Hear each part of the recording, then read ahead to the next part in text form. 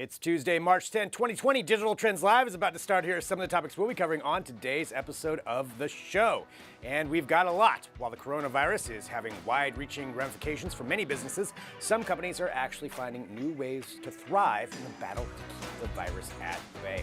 And whether it's earbuds, cans, or even gaming headphones, if you like quality sound, you won't want to miss Caleb Dennison's roundup of the best headphones for 2020.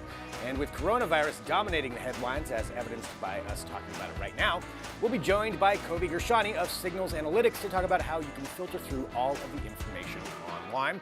And we always like to talk about innovation in technology and beyond on Digital Trends Live, so that's what we'll do by talking about some of the work that Adidas is doing with a new way to track your athletic performance. We'll have all that and so much more on today's episode of Digital Trends Live.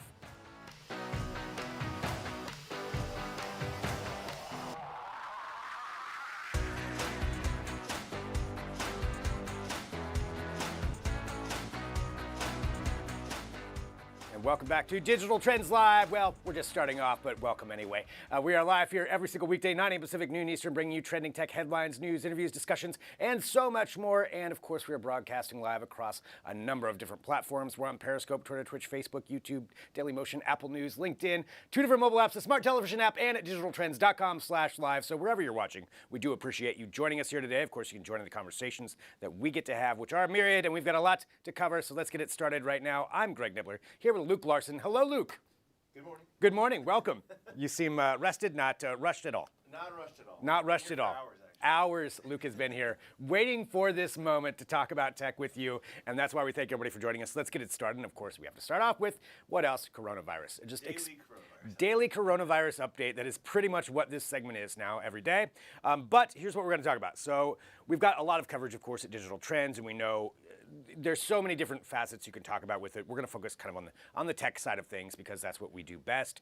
But talking about that, there have been some more updates coming out about how you can keep yourself safe. And one thing that we haven't seen a lot of press about is that, you know, we know that you're supposed to be washing your hands. You're supposed to wash it for 20 seconds. There's different ways to do that. But what about your phone? Yeah, they're gross. Phones are gross, in case you didn't know that. And it's time to start cleaning your phone. And that is what we're seeing a lot of information come out about. Yeah. We've got a guide now that's up about wiping down your phone. But even looking at it now that I read that guide, I'm like, oh, gross. Yeah. But I mean, you're not supposed to be touching your face, right? But Yeah. It's like we're constantly touching our phones and then putting it up to our face, and it's Yeah, and it's a what disaster. It is kind of, and that's one of those things why it's good to talk about and just kind of remind everybody. I mean, we're so used to using our devices at this point, and our laptops and our keyboards. It's easy to forget that those actually can very much be places where coronavirus can be carried. Apple even put out a guideline on how to clean your Apple products in relation to this. They're saying, don't use bleach. Bleach isn't good. You don't want to do that. You want to avoid getting moisture in any openings. You do want to be careful with it. You don't want to just dunk it in water and throw it in the dishwasher. That wouldn't be a good idea. These are waterproof, right? Yeah, just throw it in there. But you do want to try to wipe those things down, and that is important. That's why we've got a guide up. So that's one of the main things I wanted to bring up, just so that people can go there to Digital Trends, take a look at that, and follow just a little bit of a guideline on how to clean your devices. Yeah, it's important. They recommend using a 70% alcohol wipe or those Clorox disinfecting wipes, which those are great. So, Yeah. I mean, it's just a simple thing you can do it's really something we should all be doing all the time. Yeah. But especially now, it's just do it. It's a good It's reminder, and and make that a habit for going forward. I Yeah. mean, I certainly need to. Yeah. Washing my hands, I didn't need the instruction on that. Apparently, a lot of people did. So that's good. Just now that you know, don't go back to it once coronavirus goes away. Just don't stop washing your hands. Yeah. But yeah, this is another thing that certainly cleaning our devices and understanding how much we use those and our fingers are on those, that it's important. It's a good habit to develop, and that's where we have those guides that are up there. So you can take a look at that right now at digitaltrends.com. Yeah, I love the B-roll of this right here. What are you doing, lady? Well, and everybody's working from home and It's stuff, true. and you got your keyboard on your laptop. You should Yeah. wipe that thing down too. 'Cause Yep. It's probably filthy. It's probably gross.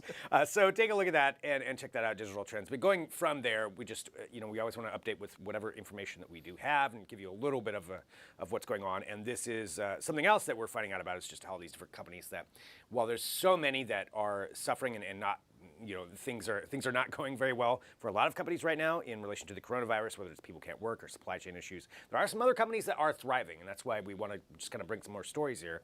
And this is actually an article that came out, I believe in Bloomberg originally, but talking about a company named Neolix. Now, Neolix is a Netflix?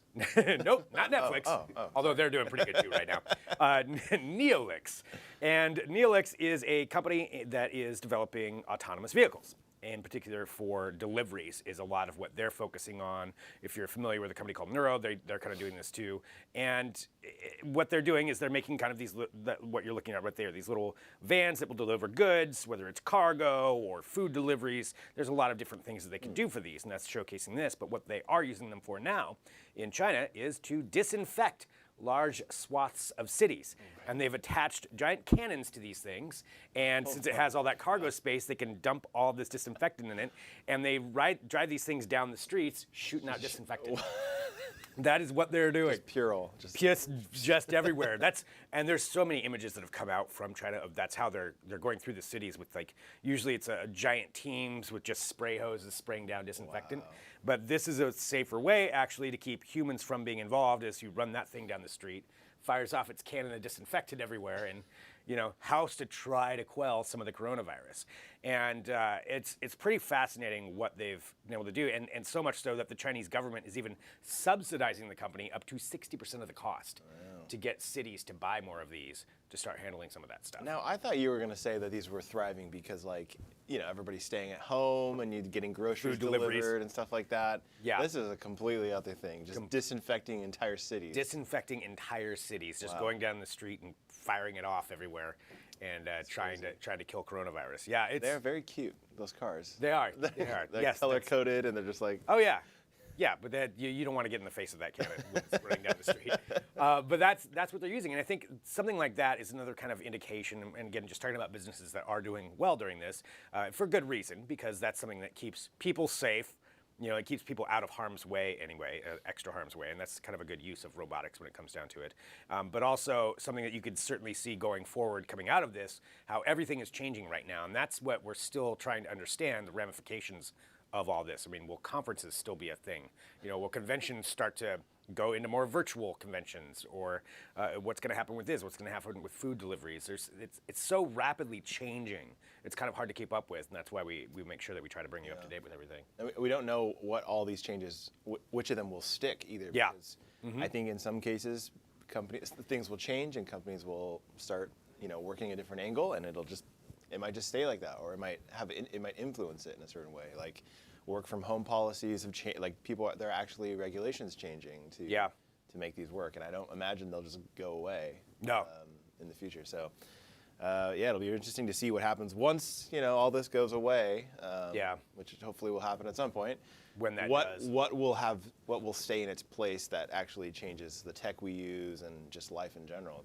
We'll have to see. Yeah. Well, that's certainly something to follow along with, Shu, and we've got all of our articles at Digital Trends. We'll try to keep you up to date, and that's constant up there, so follow along right there.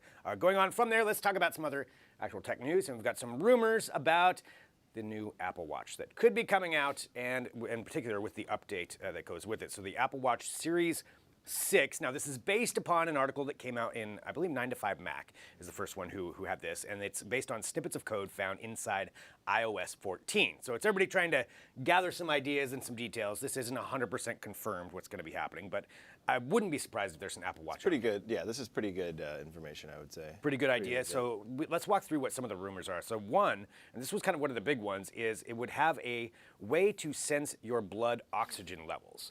And this is all part of that move that Apple has said many times, that they want to be a medical technology provider, and that's what they want their lasting impact to be.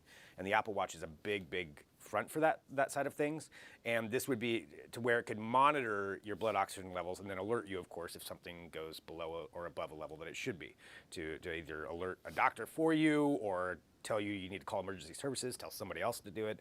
But having that kind of technology, that's pretty incredible. That's something that's going to be added into this. Yeah. What was the most recent one before this? Was like heart. They've got a heart attack. Yeah, they've got a heart monitor to monitor your heart rate. Right, but they were saying, oh, we might be able to help prevent heart attacks or whatever, or see them before they happen, something like that. Yeah, to help this predictive technology to predict when you're going to have an issue, even before you have an issue, and say like, hey, you're getting dangerous on this.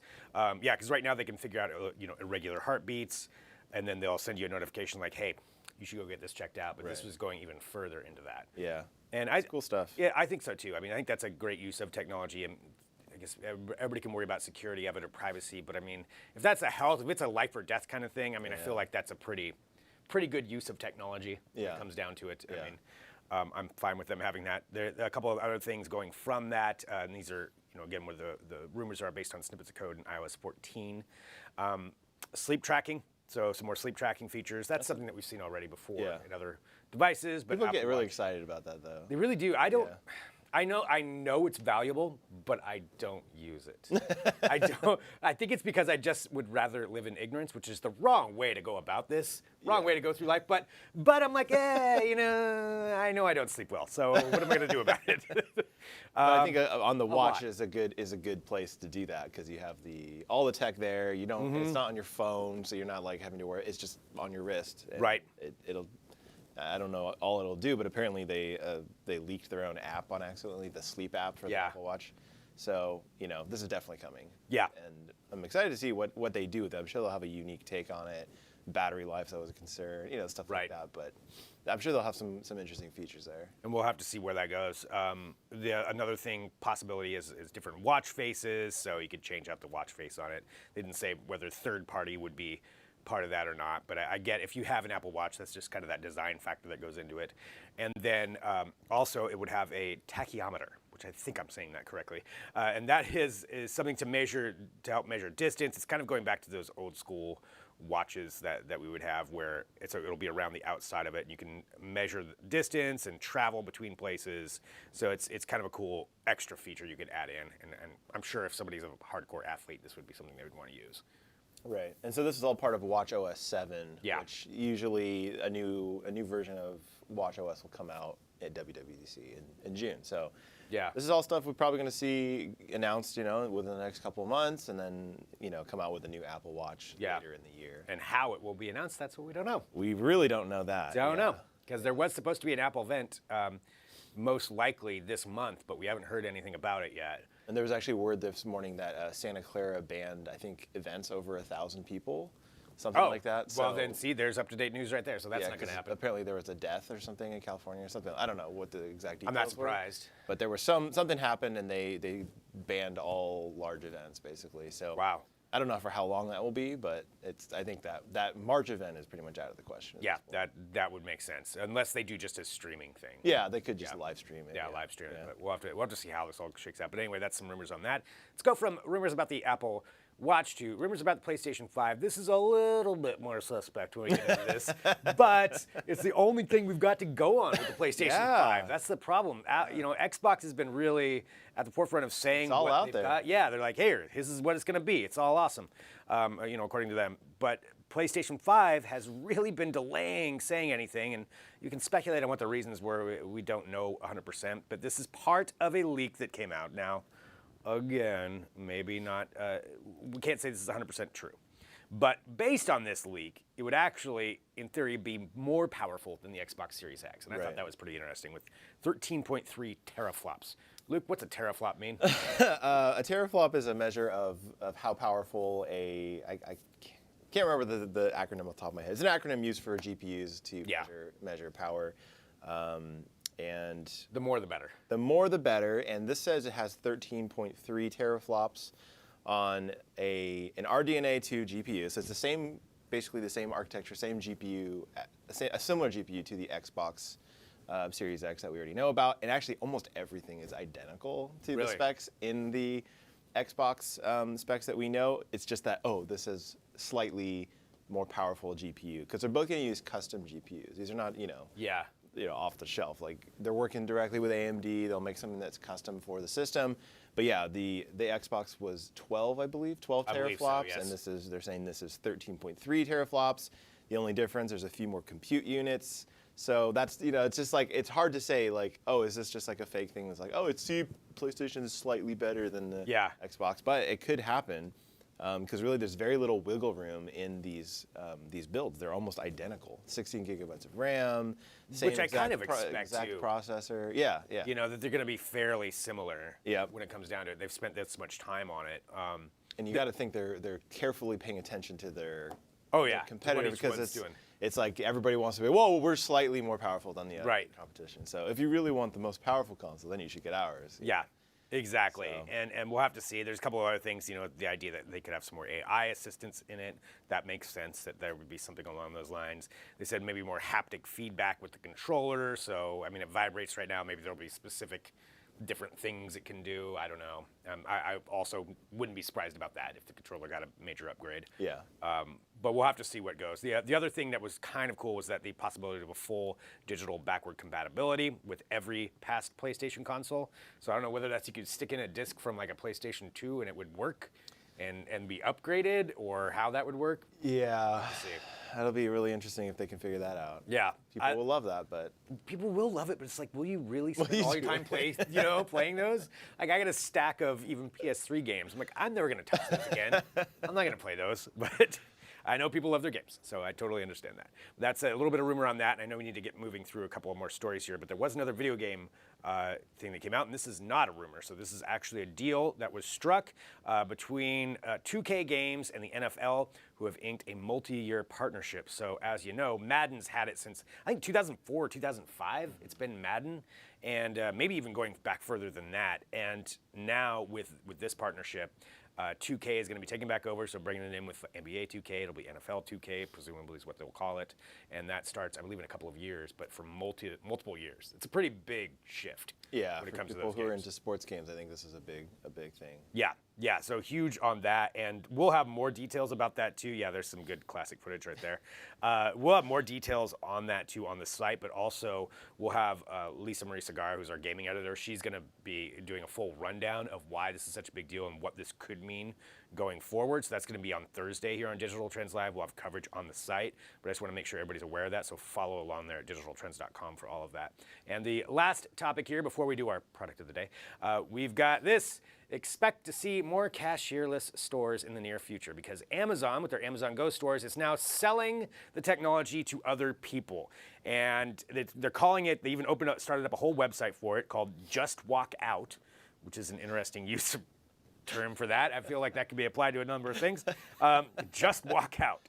And that's what they're going to be doing. So this tech is going to be something they'll sell. They said it'll take several weeks to install in a store, but if you haven't been to an Amazon Go store, and I haven't yet or not familiar with them, it's the idea that with your Prime account, you just walk into a store. There are no cashiers. You pick stuff up off the shelf. You scan when you walk in, actually, is when you scan your Prime membership, and then you just grab things off the shelf and walk out like a thief, but you're not stealing it. Yeah, there's a couple of interesting things about this, because I'm assuming you don't need a Prime account for every store they sell this technology to. So they have a different way of tracking what you're buying. Maybe just scan your credit card when you walk in. Credit card right when you walk in, or something like that. You got a limit on it or something, or I don't know. Or maybe each store will have their own kind of, I don't know, their own system.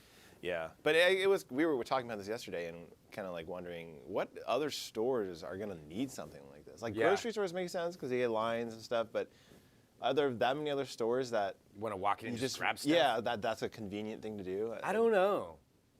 Grocery stores seems like the obvious thing, and that's, obviously Amazon's already doing that, but grocery stores, convenience stores. I mean, maybe at like the airport, more stores like that. Yeah. I guess where you walk in, it's like, I just want a magazine, I want to wait in line or something. Or, yeah. I don't know. Yeah. Black Friday? Yeah, I suppose so. I feel like that could get really dangerous really quick. Yeah. Having no obstacle of a person to talk to when you're doing that. But that's part of what they're doing. So you can read more about that at digitaltrends.com. Hey, I'm gonna let you in on a little secret. It's now time for the product of the day. And here we go. You need this. This is our product of the day. And today, what we're taking a look back is the Fitbit Charge 3. So you heard us talking about smartwatches, and it's something that we do talk a lot about here, but this is the one that's the newest from Fitbit, and it's pretty cool. So this is one where you can choose from 15 different exercise modes. You can run, bike, swim, yoga, whatever it is you're gonna do, you're gonna be able to figure it out on there. You also have the sleep schedule management, so this will automatically record time spent in light, deep, and REM sleep stages, so you can get that good rest or understand what it is that you need to do to change up how you're sleeping, or at least have a good understanding of it to share that information. It's also swim proof, so that's a great aspect of this. You can go swimming, you don't have to worry about it. You can wear it in the shower. I mean, it's not going to get wet, or it's not going to damage it. Excuse me.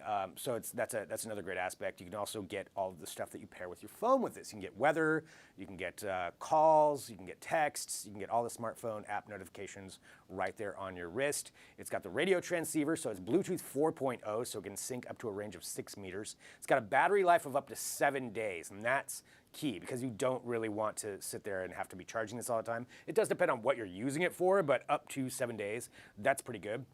But even when it does die, you can charge it from 0 to 100% in 2 hours. So that's fantastic right there. And it's normally $149.95. Right now it's on sale for $121.59, so that's a pretty good deal when you think about it. But again, this is the Fitbit Charge 3. So as you can see there, he's swimming on the back of the box. You can go swimming with it, it says right there. But it's a really cool update to that. So that's one I would definitely suggest checking out. You can click the link on whatever platform you're watching on. There's a link there that you can click, and that way you can go there and take advantage of that right now. And that is our product of the day. All right, let's continue on. Luke, number one, I want to say thank you very much. You're welcome, Greg. For joining us here today, and thank you to everybody who's tuning in wherever you're watching. We do appreciate it. We like to talk about technology and keep you up to date with everything and have some great interviews, and we got a lot to talk about today. We've got Drew Prindle who's going to be on for Awesome Tech You Can't Buy Yet. Caught myself on that one. So he's going to be talking about some really cool things that are coming up. But up next, we're going to take a break, and we're going to come back with some of the best headphones of 2020. Caleb Dennison is going to let you know what you should be thinking about for this year. That's coming up next. Stick around back here in a minute with more Digital Trends Live.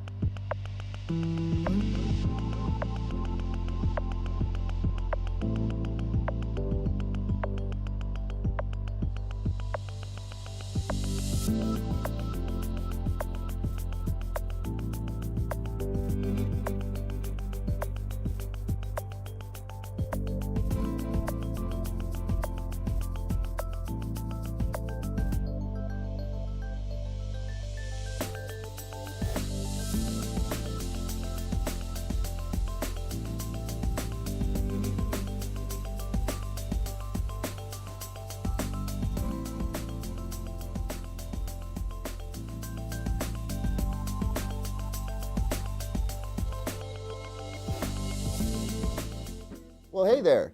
Welcome. You seem like the kind of person who appreciates great sound, so naturally you demand a lot from your headphones. You want the best, right? Well, you have come to the right place.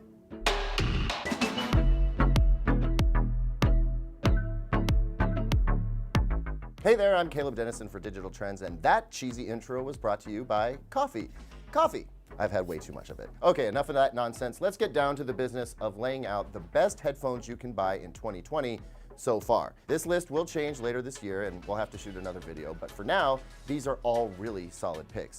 We test tons of headphones every year. Many of us are musicians, some of us musicians who travel a lot, some musicians who exercise a lot. I'm definitely not one of those people. Some of us have kids, some of us game, and wouldn't you know it, there's a headphone out there for just about every need. So before we get to the very best headphones you can buy, let's look at the best in a series of categories, and we start with the best earbuds you can buy under $100.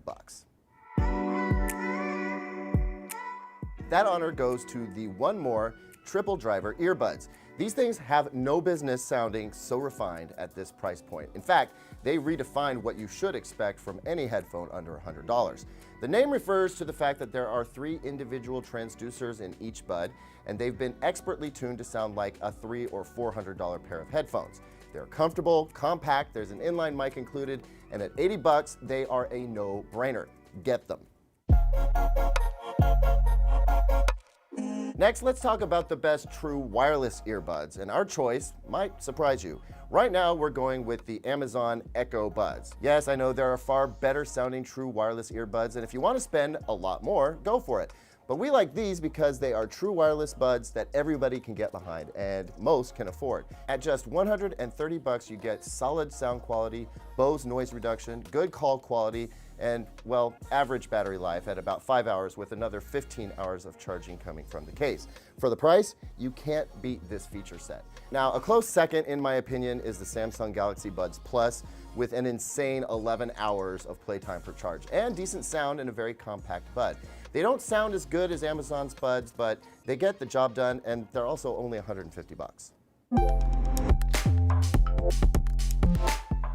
Next up are the Apple AirPods Pro, which are the best buds for iPhone users. But honestly, if you have the money and can wait to get a pair, since they are chronically out of stock, do it because, and I still can't believe I'm saying this about an Apple earbud, these things are awesome. The active noise canceling is best in its class. They are pretty comfortable. Battery life is about average, and the sound quality is more than acceptable. I actually like it just fine. Audiophile grade? No, that's for the next set of buds, but overall, these are some of the highest performing pair of true wireless buds you can get right now, and for most folks, they tick all the right boxes. If you are serious about sound, I mean you want the best sound you can get from a pair of wireless buds with decent battery life and really solid noise canceling, then you want to look at the Sony WF-1000XM3. These are luxurious, and like I said, the sound quality is fantastic. So if that's your #1 requirement, buy with confidence. Oh, and you'll need about $200 for the pleasure. That's a lot of buds, but how about some full-size cans? Well, for music lovers, we're all about the Sennheiser HD650, which you can also get from Massdrop as the HD6XX. For $200, these things sound amazing. It's everything you expect from Sennheiser in the sound quality department for a shockingly low price. They are open-backed headphones, so not the best pick for office use. People will hear what you're listening to, but the open-back design allows for extremely airy, transparent, and open sound with solid bass and a mid-range that is so pure you'll feel like you're hearing your favorite singers for the first time. Got kids? Get them these. I got these for my kids and they love them. These are the Puro Sound Labs Puro Quiet Cans, and they will not only protect your kids' ears, but they shut out the outside world with active noise canceling, all in a kid-sized wireless headphone. They come in 3 colors, they sound great, and they're $100. I mean, what more do you need? Now for the best of the best. This may come as no surprise as they top a lot of headphone lists. They are, of course, the Sony WH-1000XM3. Right now, you can get them for about $300, and the best endorsement I can give them are that they are my personal favorite. I take these everywhere. I fly a lot. The noise canceling is outstanding. The sound quality is fantastic. The battery life is excellent. There's almost nothing I don't like about these. I will say that the one thing that tends to disappoint people is that they only connect to one device at a time. Also, this pigtail charging cable is virtually useless.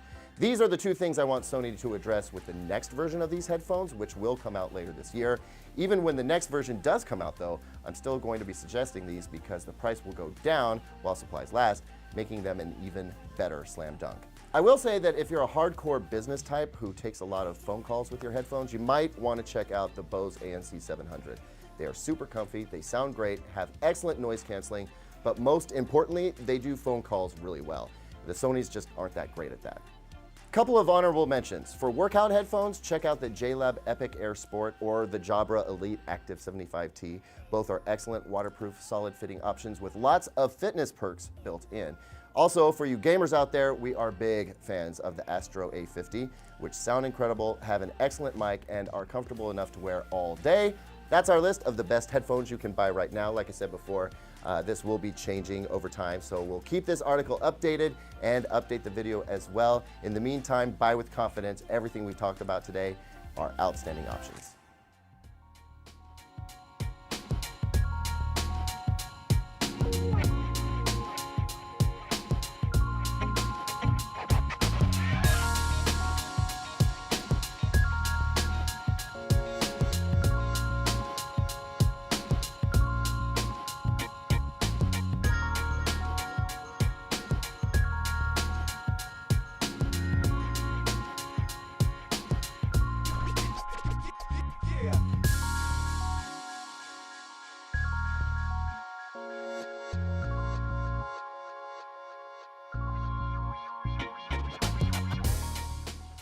Welcome back to Digital Trends Live. I'm Greg Nibbler, and thank you very much for joining us wherever you are. We appreciate it. We'd like to keep you up to date on what's going on in technology, and certainly there is no denying that the coronavirus and the implications of that are dominating world news, local news, any kind of news that you want to talk about, but sifting through all of that information can be really difficult. There's so much out there. How do you understand what matters to you, especially if you're running a business and need to make some decisions? We're going to talk about that and more right now. To do so, we have Kobi Gershoni, who's the Chief Research Officer at Signals Analytics. Thanks so much for joining us today.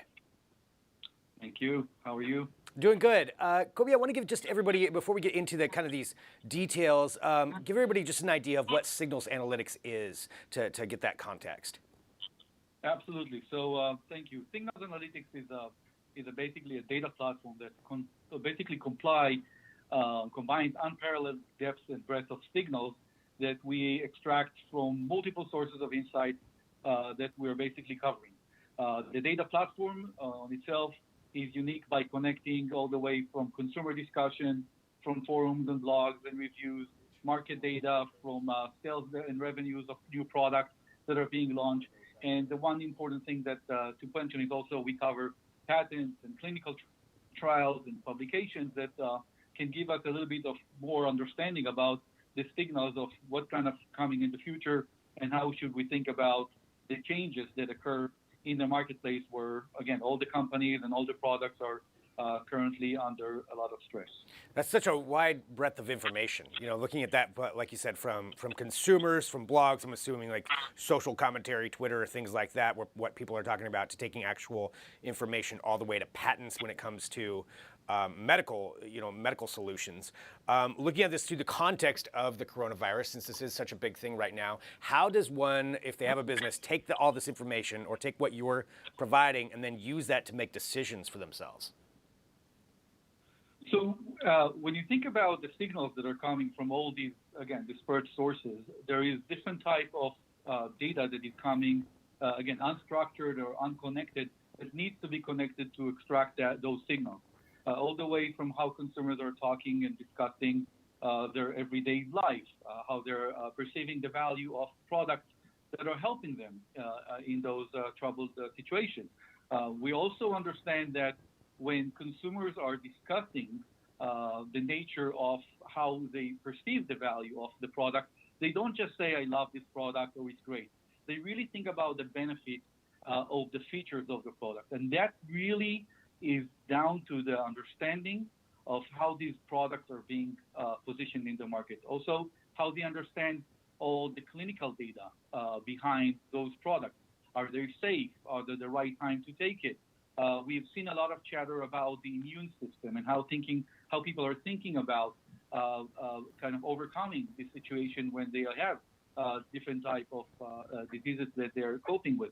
So in this time, I think companies need to know how to address those unmet or untapped opportunities for them to connect better with the consumer, to be in the right channels, right? We understand which channels people are actually listening to those KOLs. And there is a lot of evidence, medical and clinical evidence, that is very confusing. Again, different type of discussions, different type of posts, all the way from experts.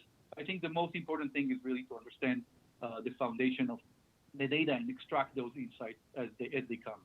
I mean, there's a lot that you just covered in that, and talking about the clinical side of things and how much information is out there and how much information is wrong.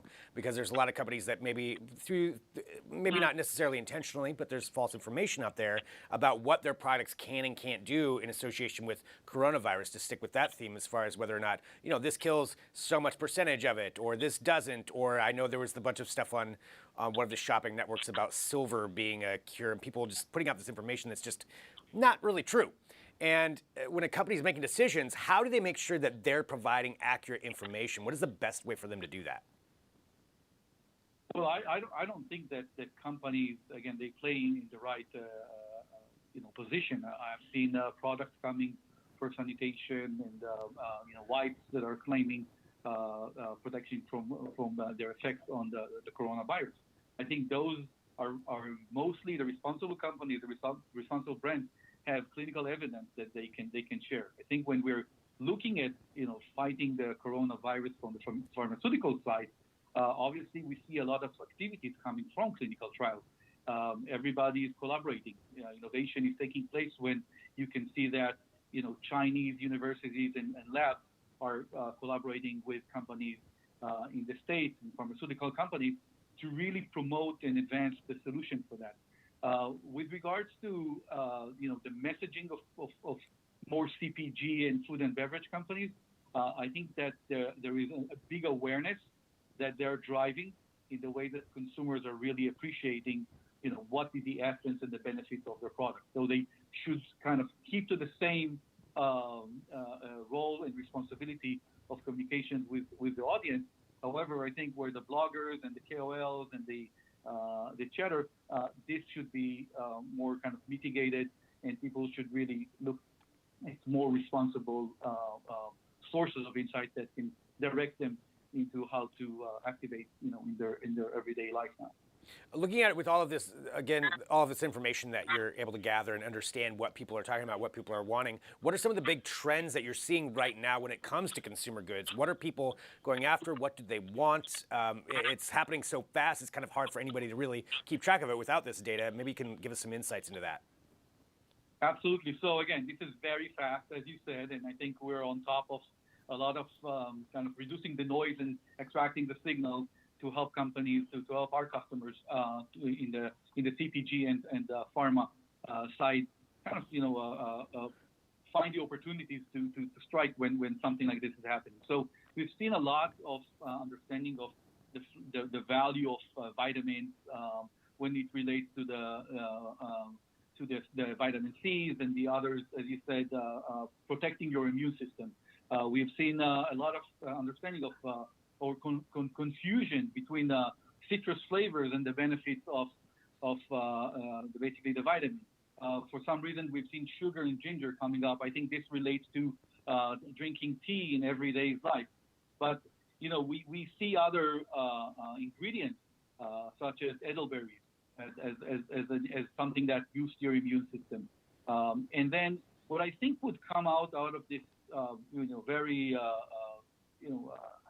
stressful time is that we will see also a change of the way that people would consider healthy living, changing their habits around different type of cardiovascular diseases that may infect their life as they're becoming more concerned with their position and your immune system. Another trend, by the way, that we saw is interesting is in e-commerce. A lot of frozen foods are now being considered as an alternative, a more safe food for as an intake.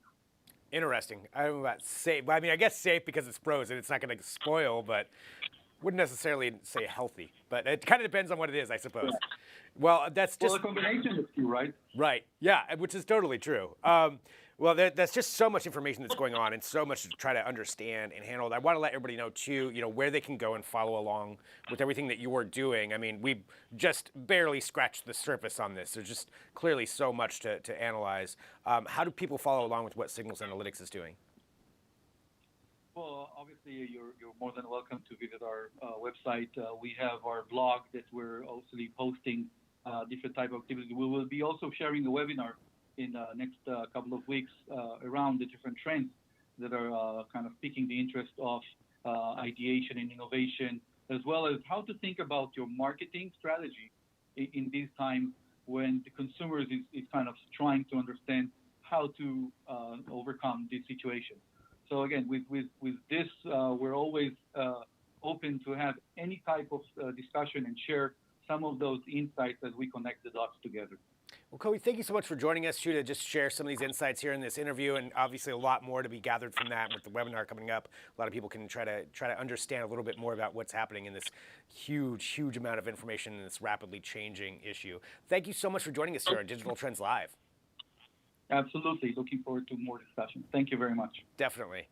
All right, so really fascinating. Just talking about that, I think we're all inundated with information. I mean, we're providing information and we're inundated with it. It's a lot to sift through and understand what's important and what's not, and what people are actually looking for. And so definitely an interesting discussion there. We've got more coming up, though. We've got Drew Prindle's going to join us here in just a minute for Awesome Tech You Can't Buy Yet, where he's going to talk about some of the products that he has seen online that he wants you to know about. These are all from crowdfunded sites, so that's coming up next. Stick around. Back here in a minute with more Digital Trends Live.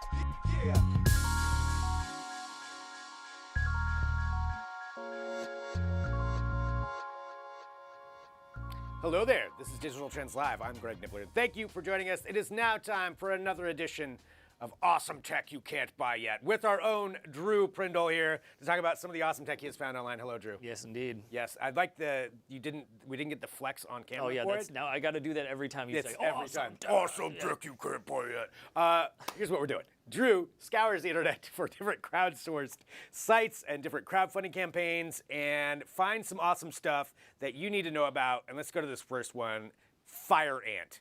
Yeah. What does that even mean? It's just a clever little name. It's I don't know. I really don't know why they called it that. You never know what you're going to get insofar as names for these crowdfunded projects. But this thing is absolutely genius. What it is an attachment for your Swiss Army knife that gives it a fully functional fire starting kit. Oh, and it doesn't add any extra bulk to it because it's just super cleverly designed to just like screw in to the corkscrew.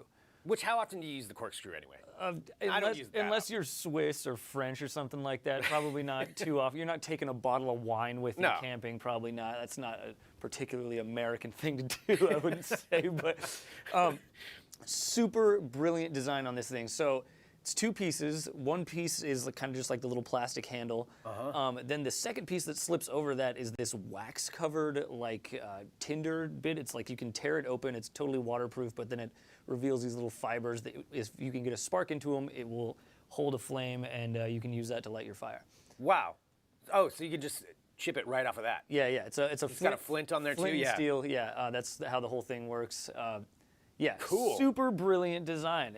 I want that actually. That's just that I'm probably going to buy that, whatever it is. So I'm gonna take a look at what the price is right now. But this is something that is one of these crowdsourced campaigns. So let's see, $12, Which is a lot for something that small, but but you get a 3-pack with it. oh, that's $12. not bad at all. Yeah, I'll be pledging to that one. That's something I'm going to do. So that is the Fire Ant.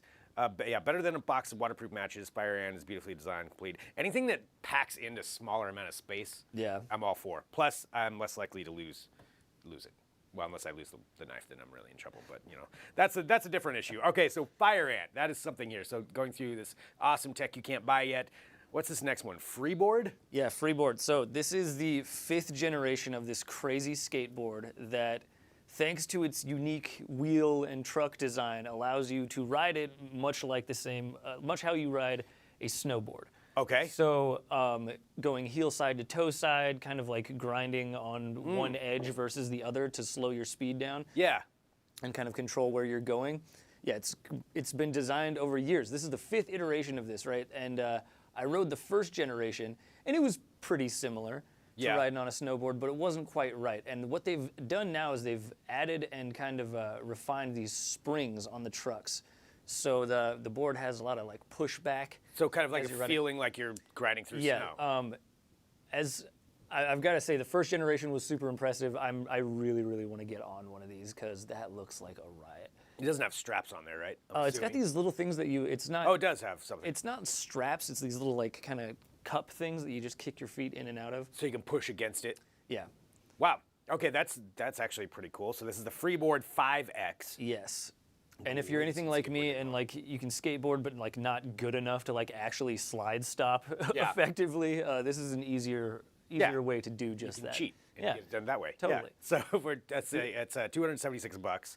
So for that, yeah, that is pretty cool. I've never seen anything like that, and it's got those extra wheels underneath it. Yeah, as it's well. got these So it's caster got wheels on 6 the bottom. wheels. So yeah, you've got this like this center kind of line that you can pivot on, and yeah, they'll spin in any direction, and it just makes it feel more like a snowboard. Yeah, that's pretty fascinating. We've got an article about this too at Digital Trends, so if you want to go there and read about it a little bit more. But the design of this is actually really interesting. I kind of want to try one of these too. I will fall, but I still want to try it. I mean, we'll get that on video. That'll All right. just be part of There it is. part of the segment. It's part of the show.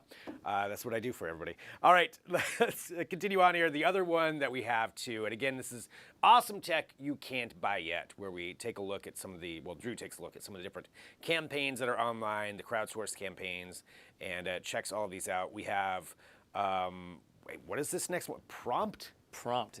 Prompt. Is I the was name like, of it. is this a prompt for I'm supposed to say something that I forgot? Or, okay, did I screw No, this up? the name of the thing is Prompt, and it's another watch, another timepiece. Okay. Another weird one. There have been a lot of like wristwatch related things I feel lately Yeah. on the crowdfunding scene, Oh, smartwatches are huge right now. but they're going in weird new directions now, and this one is a prime example of that. It's designed to be, they call it the anti-watch. Okay. It's an eyes-free watch, so instead of having a display on it that shows you the time, and you have to look at it and actually like break your eye contact with people and be like, I got something coming up, and Yeah. just be that guy that's looking at your watch. Yeah, You can you're put- out of time. You can put your thumb on it or your finger or whatever, and it will vibrate using like haptic feedback to tell you what time of day it is, and it breaks down the time Weird. of day into like 15-minute increments. So What? yeah, it's this. I'm really honestly not sure how easy the system would be to like get the hang of, but Yeah. I'm very intrigued by it. So it's all to avoid breaking eye contact. Yeah, I suppose so, and like I don't know, also that kind of high-minded concept of not being such a slave to the clock. Like Yeah. it's not something that's always there to remind you like Yeah. that you're not being productive at all. It's just kind of out of the way, but it's there when you want it, and it doesn't dominate the conversation and make you look away from who you're talking to. This would be something I could see being cool if it was integrated into like a regular smartwatch. Like, Yeah, is that right, like a bonus thing where it's just like, you tap it on the side? You'd think somebody could develop an app for that, right? Because Do they vibrate the like the Apple Watches? and I don't know. I have no Not clue. sure. I've never Maybe. owned one. Maybe they do. I mean, I don't think they do. I haven't read anything about that. That's a cool piece of technology. Yeah. I don't know if it's something that I would utilize. I love the concept, though, Because you're like- still like staring at somebody and just going, "Okay," and then touching your watch. Like, It's like, I know what you're doing. I know what you're trying to get out of here Checking right his now. pulse over here? What's Yeah, what's happening here? So, but still, the tech behind it is pretty cool. So that one is, let's see, almost funded right now. It's got 15 days. It's got $25,000 out of $30,000 of backing. So, the eyes-free modern-day timepiece designed to keep you present. in the moment. In the moment, Drew. In the moment. I want you to be in the moment. That's All what right. I'm all about. Well, that is the third one there. So again, this is awesome tech you can't buy yet. And we've got the full article up at Digital Trends with a bunch of other products. It's seriously so much fun to go through. And every week it gets updated with new things that are available online. Drew sets aside time in his week to search crowdfunded sites. I basically scour them so that you don't have to, and I cut through all of the nonsense. Yeah. Because there's a lot of it. And there's also ones that are probably just not ever going to be actually manufactured. Yeah. And And he filters through those. Yes. Yeah, so save your time. Save your time that you're going to waste at work and go through this, and because these are the cool ones, and take a look at them there. I mean, seriously, it's fun to go through them. I'm already going to buy one of those, though. I think I am going to buy the Fire Ant thing. Yeah. That's just cool. So check that out on digitaltrends.com, and thank you, Drew, as always. Yeah, always a pleasure. And we've got more coming up, so this show continues on. We've got a lot to talk about today, and so I just want to remind everybody and say thank you for joining us wherever you are tuning in. We've got more to discuss. So coming up here in just a little bit, we're going to have John Velasco, who's going to be joining the show, and he's going to be talking about what is trending in smart homes, because there is definitely something that is always trending in smart homes. Up next, we've got Paul Statham, who's going to be joining us, and Paul is from Condeco Software. So we're going to talk about, with coronavirus and again, coronavirus is just such a trending news topic. We cannot avoid it. But a lot of people are working from home. And how does that actually happen? How do you work off-site? A lot of us are figuring that out now. So that's something that we're going to discuss next with them. So stick around back here in a minute with more Digital Trends Live.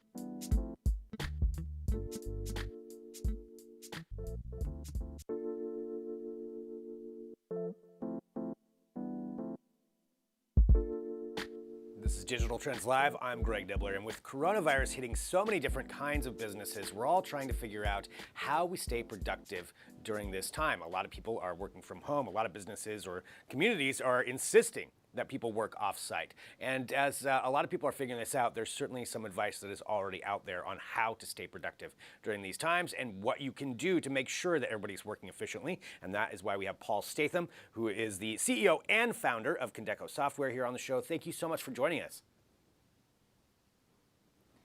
Paul, so I want to walk through this too and talk about some of these suggestions, just to give everybody, though, some backstory and just why you're an expert in this. Can you just fill us in a little bit on Condeco? Yeah, Condeco are a workspace management company. We do software that schedules workspaces, meeting spaces, and other areas where you would collaborate, like video conferencing. And you actually conducted a survey in 2019 that kind of perfectly relates to this. Can you tell us a little bit about that? Yeah, we did a future of work survey where we went out and spoke to our clients and some potential clients, and we just asked them exactly what they saw as the future of work. And amazingly, before this virus problem came along, they were predicting a massive increase in home working and changing the way that we operate and work as human beings nowadays. And it does seem to be that a trend that's been going on for a while from both employees, workers out there who want that freedom and flexibility to work off site, and companies trying to adapt to that. But now with the coronavirus and everybody just kind of where it's being forced, it's being accelerated, I guess, a lot faster. It's been accelerated faster than you could ever imagine. We're seeing massive changes in the way that even the largest corporates are now looking at the way they work from home. And I think it's what's happening is the future was coming and the future's just come quicker. And the virus is making that happen. And this is something that I can definitely foresee as being something that's going to have a lot longer lasting effect. It's not something necessarily that's just a flash in the pan. Okay, coronavirus gets taken care of, hopefully whenever that happens, and then everybody goes back to where they were. Do you think this is something that's going to have a longer lasting effect? Yeah, without doubt. Without doubt, the working from home, the flexible working environment is here to stay. And I think flexible working is something that is now being incorporated into most businesses' thought process. With the acceleration of the process because of the virus, I think booking spaces, making video conferencing the norm is going to now be part of our everyday life. And looking at it from that standpoint of everybody either playing some catch up or going a lot faster, what are some key tenets and trends that people should follow, both from the employee side and the employer side when it comes to this? Yeah, the employees side of things is just always be connected, which I think most of the modern day living now is. But have your company network available on your smartphone, have your company network available on your laptop.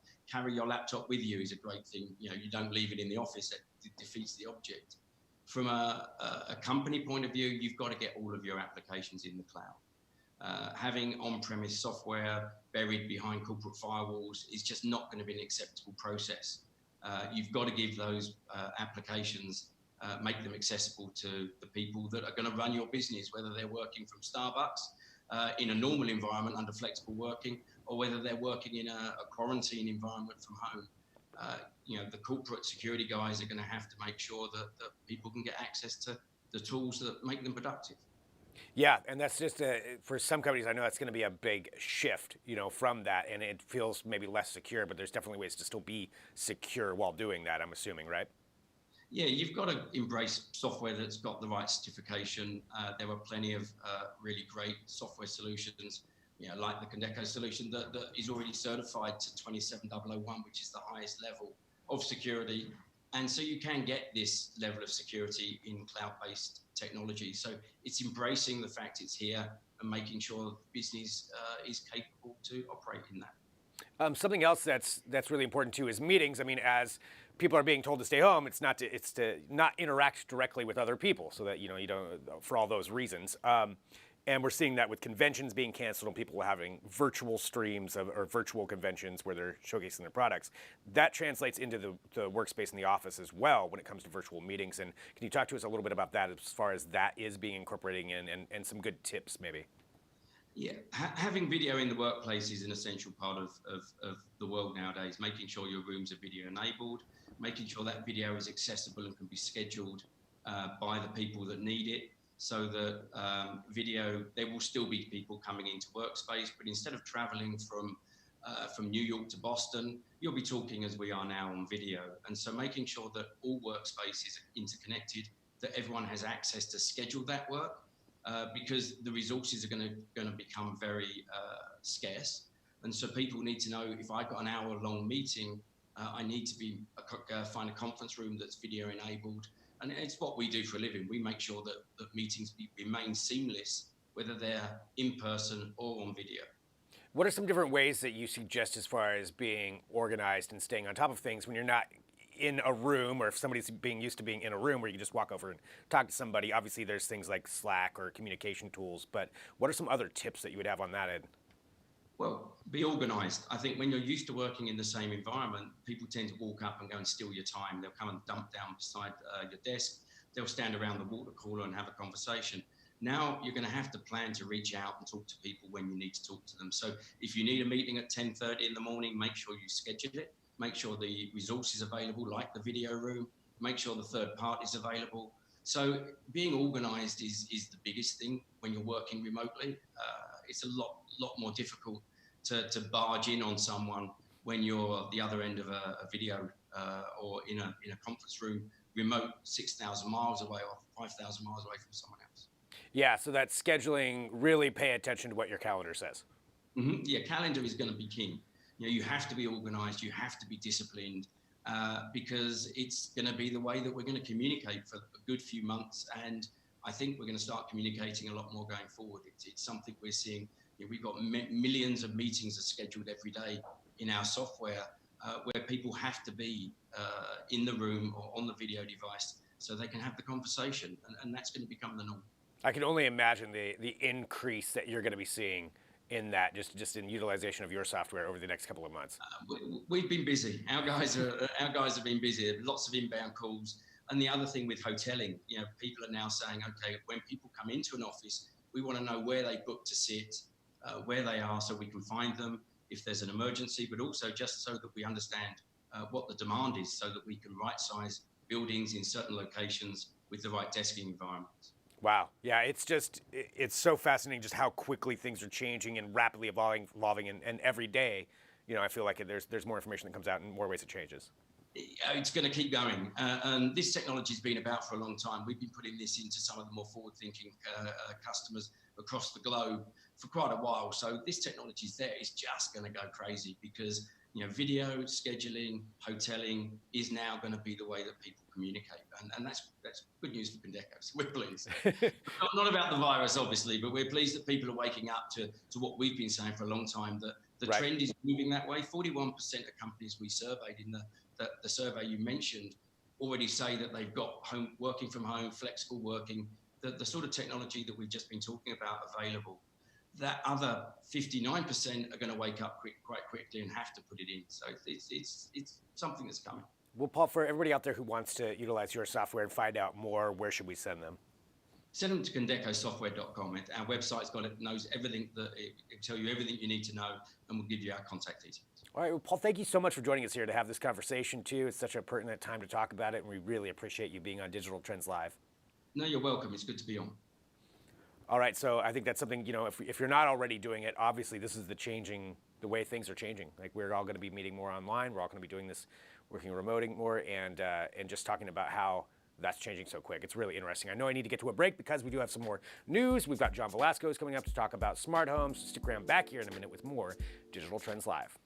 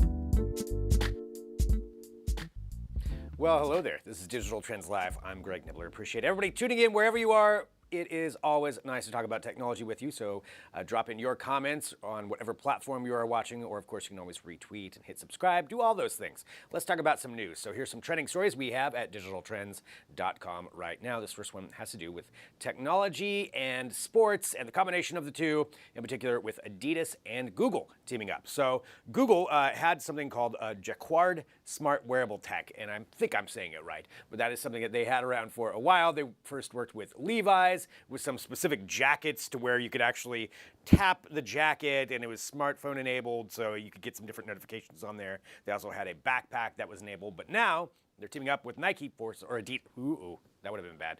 Teaming up with Adidas for some shoes. They're more sponsors. So teaming up with Adidas for shoes. So this is what is going on with that. So it's a specific chip that you can put into the sole of your shoe. Now, soccer is actually what they're specifically going for with this. It's called a Gamer. It's with the Adidas Gamer app. It's GMR, pronounced Gamer. And the data that it gathers actually syncs with your phone in order to tell you a lot of specific information about what you're doing. What's cool about it, though, is because obviously when you're playing soccer, you're not going to have your smartphone on you. It can work without being attached to the smartphone for quite some time. So the battery works long enough, that it has enough power that it can track all of that information, the details, and I'm talking about everything from how hard you kicked, how fast you're running, different stances that you're doing. It can really track a lot of information, and then when it's near your phone, it'll upload that information. So this was something that was introduced last year at the I/O conference. Now, certainly the I/O conference is not going to be happening this year. They already canceled that, but we are getting more information about this software in particular. So it's pretty cool. And again, teaming up with Google with their existing software for this. And I think I could see this being something that if it's successful with the soccer side of things, you could see it happening in a lot of other places. But whether it's teams trying to analyze it, even from the pro level down to just amateurs who want to know or have a competition maybe with their buddy to see how hard they're kicking. This thing is going to be available. We don't know when, but I believe it's about $40, and it goes in a specific insole. You actually get one on the other side as well. That's just kind of a dummy chip to make sure that you're balanced. So they really thought everything through to make sure that doesn't affect you in any way. But again, this is Adidas, and this is Google teaming up for that. Now, you can also further link it with EA's FIFA app, so for the actual video game itself, and then you get some kind of a reward associated with that. So I don't know exactly what that is as far as the reward thing, but you'll get in-game awards and rewards and achievements by using this. So it's kind of a cool utilization, but that's something that's going to be coming out in another edition there when it comes to Google advancing their wearable technology. All right, let's continue on here talking about some news stories. Let's get to this. Let's talk about SpaceX. So SpaceX, we're switching gears, we're going to space, and there was a kind of monumental thing that happened, and it was the 20th launch of the Dragon cargo ship to resupply the International Space Station. So this is part of that contract that SpaceX has with NASA. Boeing also has some contracts with them and other companies, but this is a big moment with this 20th one. And they actually brought up some specific different things to the space station when it comes to missions. And speaking of Adidas, Adidas is back in with this. So they actually are, one of the projects is to test out the molding process in which thousands of pellets are blown together until they fuse, creating a sole for shoes.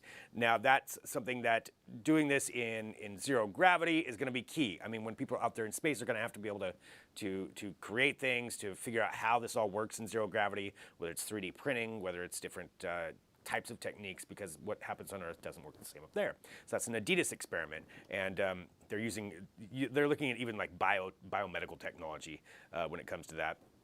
And a couple other things that are going to be tested out up there. They're going to try some different things to test out how heart cells could eventually be used to treat cardiac problems here on Earth based on how they interact in space. Obviously, that's a very complex scientific experiment, but that's just another example of what they're doing there. And you're going to see a lot more partnership with NASA and private organizations to test out products up there as NASA expands the space station and starts bringing in more outside people, whether it's space tourists or companies. They also attached the Bartolomeo facility, which is a European Space Agency project to provide more room for those experiments. So they're going to have that on there. It was also the last time that a robotic arm was used to snag in the capsule. That's how they've been doing it for this.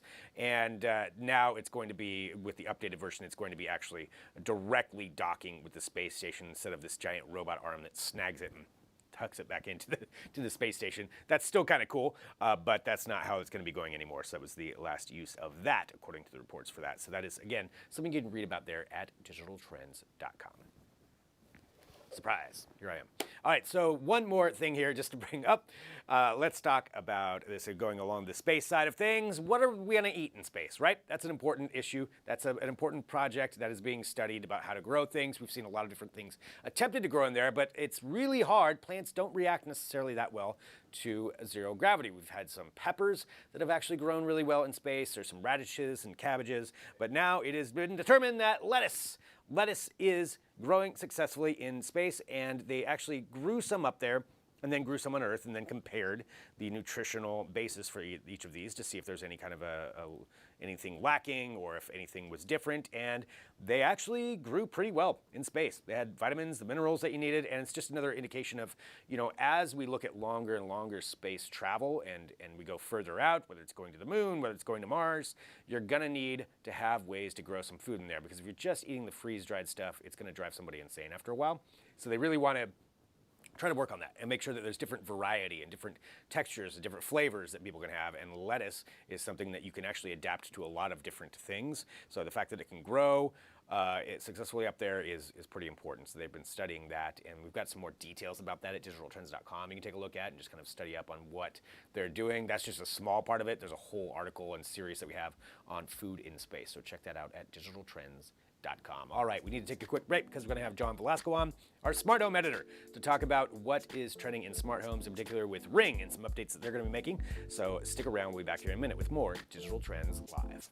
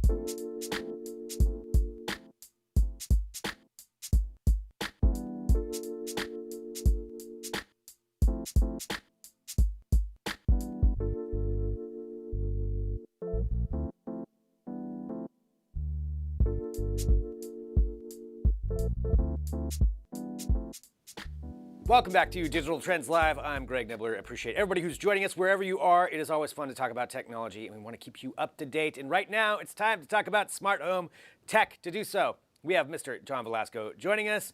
And John, as always, thanks for being here. I know there's a lot that's going on, but in particular, Ring, there's been some rumors. Maybe these are more than rumors about some updates. Can you walk us through what we have here?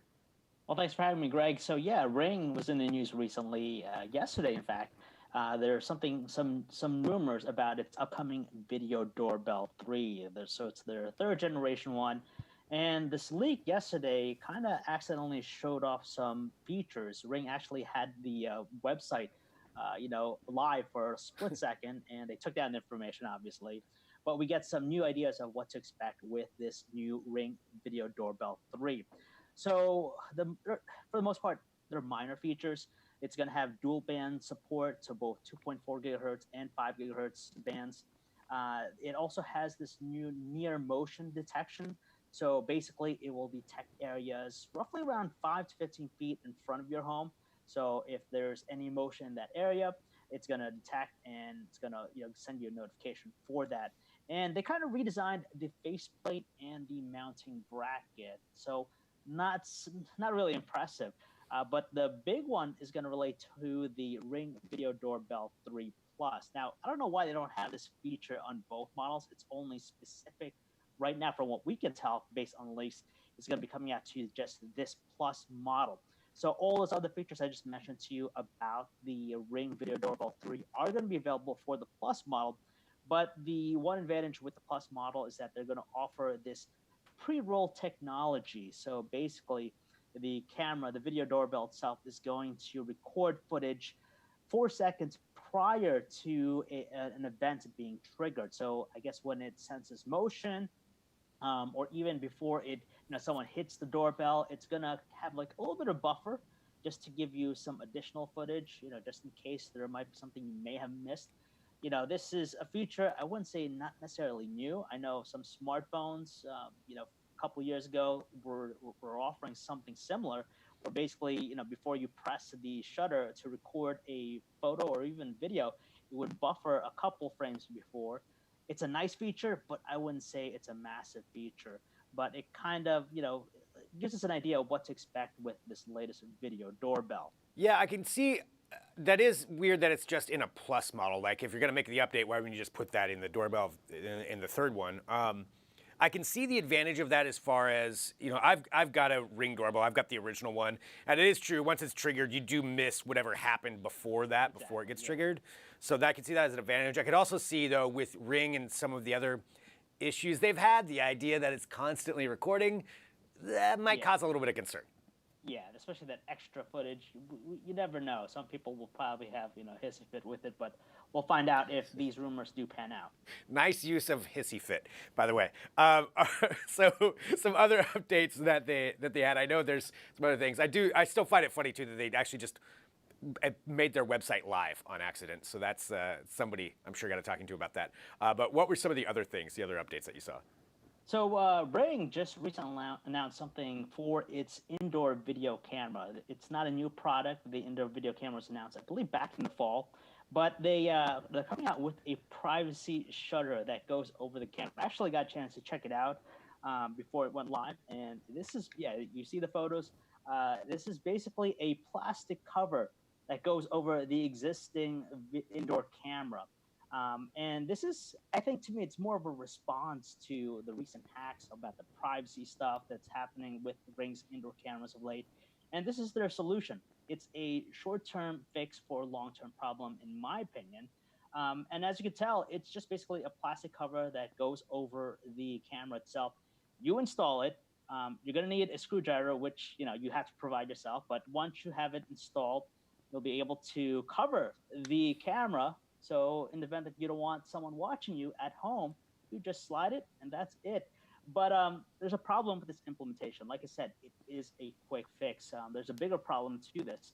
And the thing is that it's a manual operation. So let's say you close it sometime during the day, and then you're about to leave for work or for an errand, and you forget to actually uncover it.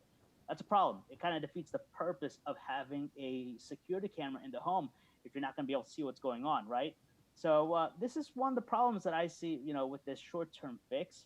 And the bigger thing is just looking at the product line. And as you can see, as I've said already about the new Video Doorbell 3, they're going to have to really take into consideration the privacy, the protection for customers. And this to me just doesn't seem like a long-term solution. It just seems like more like a response to all the news. This is their way of saying, hey, we're listening. This is what we're going to do.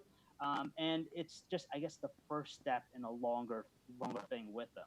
Yeah, I wonder what else they're going to do with that, because that does seem kind of, definitely a short-term fix. And like you said, bringing up that point of what if you forget when you leave, because I would definitely forget. I don't have an indoor camera anyway, but I would definitely forget to take that back off.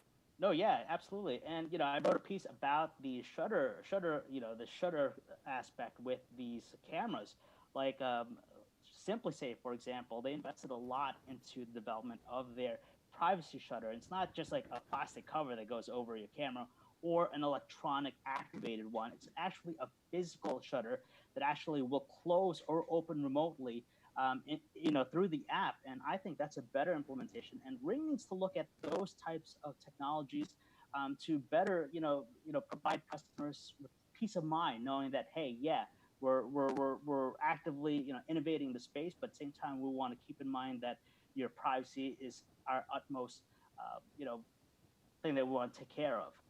Well, and this is out already. I mean, obviously you've got it there, or it's going to be out soon. You've got it in hand. I guess to finally, ask that as far as when that will be available for everybody, and then for the Doorbell 3, when do you think that'll actually roll out?